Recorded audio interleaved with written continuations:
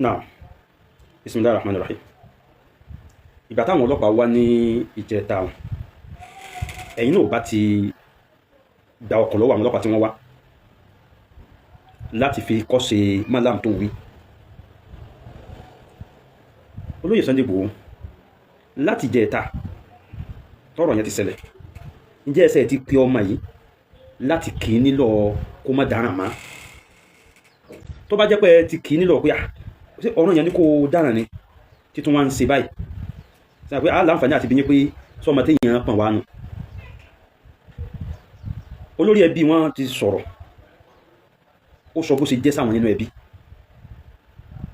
Ọmọ tí ẹbí kọ́ tí ràn kọ́ ilẹ̀ pa. Tó bá jẹ́ pé tí ì bá sọ̀rọ̀, àwa challenge yín pé só sì yẹ kẹ́ ẹ má bá a sọ̀rọ̀. Ẹ wo bí tó ṣe fẹnu jáwáyà. Àwọn ọlọ́pàá tí wọ́n lọ sọ́dọ̀ Malam, a rí nínú fọ́nrán wípé wọn ò mú bench warrant dání, wọ́n lọ fọ́jì ẹni. Àwọn tí wọ́n wá bá wọ́n mú bench warrant dání láti court, ẹ wá tún parọ́ kan pé wọ́n ní sharia court. Àbà ọlá pẹ́sìn lẹ́fẹ́ fi dájà ilẹ̀ fi ń dákọ̀ sharia. Magistrate court ni a ti mú wíwá, kóòtù ni a ti mú wíwá tó jẹ́ ti ìjọba orílẹ̀-èdè yìí. Bábùkù mi ò bá sí lára yín má kọjá pé ẹ fẹ́ràn ọ̀rọ̀, ó tó lábùkù tí èyàn ó fi kórìíra yín àti ntẹ́ ẹ bá ní. Ẹ gbọ́ ilé yìí náà. Kàwé àti lajú àti jáde ń bá. Láti sùúrù. Níbi tí wọ́n ti lajú bí àwọn agbègbè Ìlọrin náà ti fi búrẹ́dì kó wọn lómi ọbẹ̀ ńlá àwọn èèyàn ti ń jà nítorí Ọlọ́run. Ìráwà tó kù ń bí àti kàwé àti lajú àti jáde ń bá ń bú Jésù kọ́ mọ́ bú lẹ́gbẹ̀ẹ́ ọ̀dọ̀. Ọmọkùnrin ni wọ́n ń pè ní Awíkóńkó. Ó láàlájú ní Ìlọrin. Kí n wá tó sọ̀rọ̀ nípa ọ̀làjú, mo kọ́kọ́ fẹ́ fẹ̀sùn kan pé o ò lójútì ìwọ tán pè l'Awíkóńkó yìí. Àbájọ Ànábì ní idha lam tastahi, ojú ibá tí wọ́ fasna' ma shi'ta, máa ṣe tó bá ti wọ́. Ìtumọ̀ ẹ̀ ní wípé ẹni tí ò bá ti ní ojútì kò sí tí ò lè ṣe. Yóò sọ ma pé ó ń dùn mí pé a ti fẹ́ràn ẹ rí níjọ́ tí a mọ̀ pé ahọ́n nìkan ló ti mú aṣọ òkú nílà káì ní wọ Awíkóńkó yìí. Òkú nílà káì gan o kí ló jẹ́ orí bẹ́ẹ̀? Ó ti tó bí ọdún mélòó kan sẹ́yìn tó bọ́ sórí afẹ́fẹ́, ìwọ̀n ń bẹ̀bẹ̀ pé ẹ dákun ẹ bá ń bẹ Malam, gbogbo tó ń sọ nípa wọn òun parọ́ mọ́ wọn ni, òun pè wọ́n ní kidnapper, òun pè wọ́n Boko Haram, òun pè wọ́n ní kìnnìkan, òun ní kí wọ́n lọ pa wọ́n. Ó sọ lẹ́nu rẹ̀ níjọ́ náà, ó lóun ní kí wọ́n lọ pa Malam. Tí gbogbo nǹkan yẹn òun parọ́ mọ́ wọn ni. Bó ti wá dàgbà tó lọ́jọ́ orí yìí, kéèyàn mọ̀ sí ọkọ mọ́ rù ọ́ kó o sì dáadáa parọ́ mọ́ débi tí ilé ẹjọ́ fi wá ń pa ọ́ láṣẹ pé gbogbo tó pa mọ́ nírọ́ lọ yí padà. Doubt of integrity ti wà fún wa lórí ọ̀rọ̀ ẹ̀. Ilé òwì tí a tún wá gbàgbọ́ mọ́ ìwọ́n tó yẹ káwọn ọmọ ó kọ̀ ní bàbá. Adúrú rẹ̀ sọ̀rọ̀ gbogbo ẹ̀ wá jẹ́rọ́. Irú rẹ̀ wọ́n sọ pé àwa ò lajú. Sẹ́rọ́ tó máa pa ni wọ́n fi lajú. So kó parọ́ mọ́ yẹn ní ìsìn yóò ti túnmọ̀ sí pé ó lajú. Kó mọ́ ní ẹ̀sìn, kó jẹ́ ọkàn jẹ́yàn jẹ́ pẹ́rẹ́, sí yẹn ni wọ́n ń pè lọ́làjú. Define tán pè lọ́làjú fún wa ká gbọ́. Kíta lọ́lọ́run kó máa bú ọba ìlú wa ká dákẹ́ ni wọ́n ń pè lọ́làjú àbí? Kíta lọ́lọ́run kó máa bú àwọn tí wọ́n bí wa ni wọ́n ń pè lọ́làjú káwọ̀ wá dákẹ́?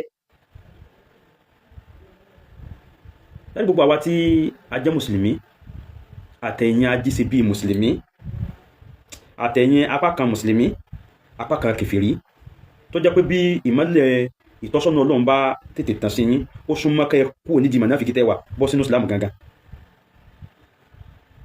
Ní tí wọ́n fi ń twist ọpọlọ yín, òun ni humanity. Ẹni tí humanity rẹ̀ bá sọnù ní kó lọ wá rí. Ẹni bá ti rí ti gbọmọgbọmọ, humanity bá ti pọ̀jù nínú àgbékalẹ̀ rẹ̀, kò ní humanity ló fà á.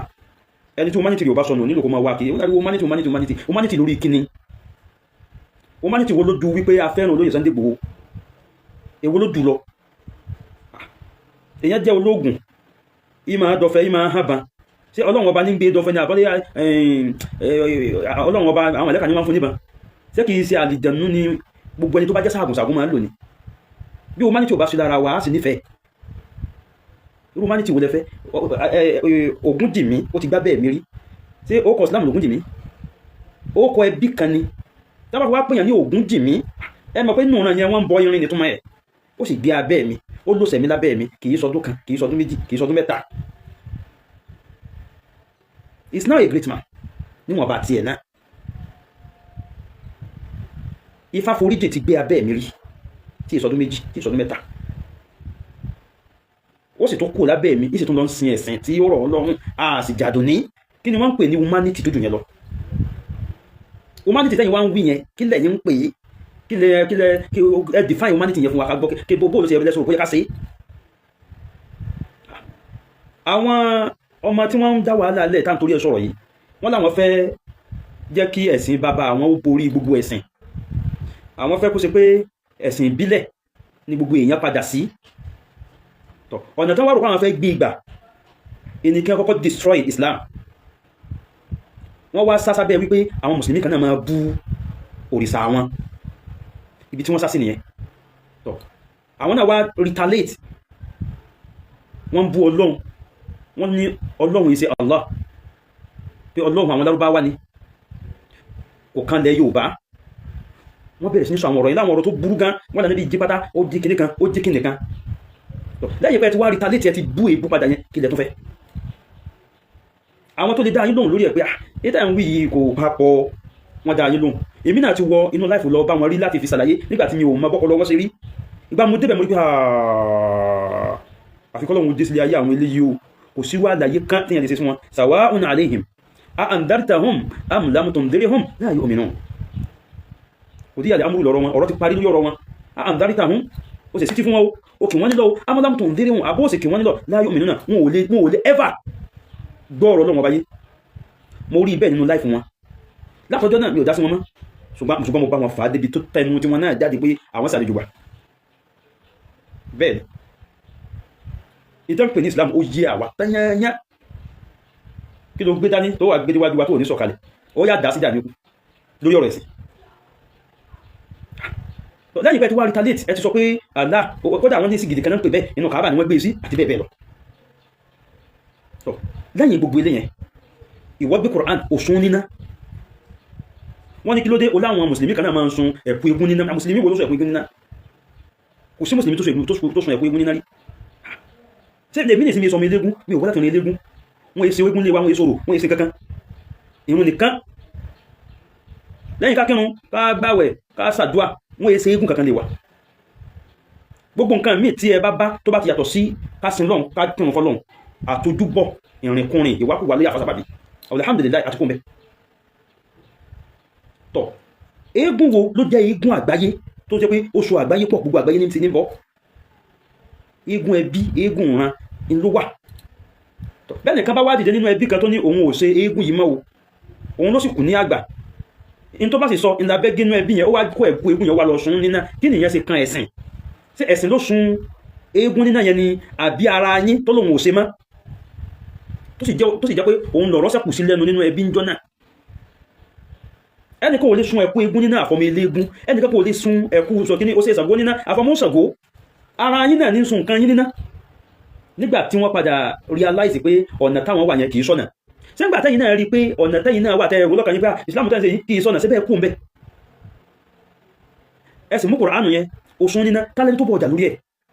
Tẹ́yìn sọ pé jẹ́ ìsìn. Àléyàn wọnú personality wa. Ìtàn tweet nìyẹn. Ó ń wọnú personality wa. Níta wá ń wíre o, gbogbo àwọn tàjọ jẹ́ Mùsùlùmí, pàápàá jùlọ ẹ̀yin aláàfà. Tó sì jẹ́ pé oúnjẹ tó bá sun lábẹ́ ẹ̀sìn, ọ̀dọ̀ yín náà ní dé síjú, akọ́mọ kí ó làwà. Ẹ̀yin lẹ dá orúkọ ẹ̀sìn bójú lẹ ní inna sa'yakum lashatta, iṣẹ́ tọ́lọ̀ ọ̀run kálukọ̀ ọ̀tọ̀ọ̀tọ̀ ni, lẹ lọ gbé àṣà àwọn ẹlẹ́bọ, lẹ gbé ìwẹ̀ yìí náà lẹ polówó ẹ̀. Lẹ polówó àwọn ẹbọ, lẹ polówó rẹ̀, kódà wa náà padà akọ́kọ́ rò pé òótọ́ ni. Ẹ kọ́ àwọn èèyàn tó pẹ́ ń sọ̀rọ̀ Ọlọ́run fún wọn lórúkọ ẹ̀sìn, ẹ sì máa pè ògèdè lórúkọ àwọn olóòṣà. Olóró ayé òwíjọ́, olóró ọ̀run wọ́pọ̀, ó dífá fún ìyá àgbàlagbà àríkùn kọ́rọ̀ sí àyà tìmùtìmù àti bẹ́ẹ̀ bẹ́ẹ̀ lọ. Àfáà ńlá nífá. Bí mo ṣe sọ yẹn, ẹni bá gbọ́ fídíò yẹn rí yóò ti mọ ẹni tó bí lọ́nà sọ̀rọ̀ yẹn. Kí ló ṣẹlẹ̀? Ilé rẹ̀ o. mọ̀ ń wo jára pàánù lánàá tó ń pín gbà náà àwọn èèyàn mọ̀rọ̀ sọ mọ̀rọ̀ gbé kalẹ̀ mọ́ kíní kan àwọn ẹlẹ́mọ̀ kí wà níbẹ̀ ni ẹlẹ́mọ̀rọ̀ sọ níbẹ̀ ni a ní ẹfin tẹ́ ẹ̀mà àti tẹ́ ẹ̀mà sí yẹn ẹ fi ran Islam lọ́wọ́ èmi mojú ẹ̀wọ̀ ló dùn mí ẹ fi yẹn sẹ́gbẹ̀ẹ́ àti kọ̀kíní àti kọ̀kejì ẹjá fèsì reality Islam rèé oúnjẹ tó sì jáde lábẹ́ rẹ̀ ilẹ̀ ń jẹ́ jù ní tí àwọn mọ́kúsẹ́gbẹ̀ ìyàkọ́ mọ́ kí ó là wà oúnjẹ tí ò bá ti di kéwú wọlé ó lè díẹ̀ o business nílò láǹṣe gbogbo tẹ́ bá rí tí a bá kójọ àánú la fi rí kójọ o ebi ń gbà mo fẹ́ kọ́ mọ́sálásí ṣe bẹ́ẹ̀ rí wípé físàbílì lẹ́ẹ̀dá fi kọ́ ọlọ́run sẹ̀sìn ẹ̀dàkùn ẹni tí ọlọ́run bá fi sílẹ̀ mi tó lọ́n sí gbé lọ́wọ́ ẹ̀ sókè afẹ́ ṣe sólà sí mọ́sálásí wa iná ń ṣe bákan iná ò afẹ́ ṣe sólà síbẹ̀ àmàrí fi kálùkù ránà àmàrí fi kéwú ọlọ́run sì sọ̀wọ́n náà lẹ́sàn rí bá fẹ́ kó fẹ́ ṣe sádàkà fi járí àfáwọn òbí ẹni fún ìyàwó ẹni fọ́mọ ẹni ẹ̀bùn wa ní sólà sí mọ́sálásí wa tí a kọ́ ẹni tó bá fẹ́ reach mi 09031308477 bá ipá kan ti dẹ̀ bá fẹ́ lò ẹ lo 3024190882 3024190882 Polaris Bank Abdulkadir Habib Ìṣọ̀lá lórúkọ tí yóò gbé wa ẹni pé fíṣàbílì láì láfi kójọ tí ò bá sọ́dá fíṣàbílì láì èmi ò mọ́ṣẹ́ kan tí mo lè ṣe oyin ni mo ń tà mo ń kọ́ ọmọ ní kéwú tó à ń sa àwọn sẹ́mì kéékèèké náà lábẹ́ èló nìyẹn fẹ́ gbé jáde tá a fi kọ́ mọ́tà sí yẹn tó tóbi tó yẹn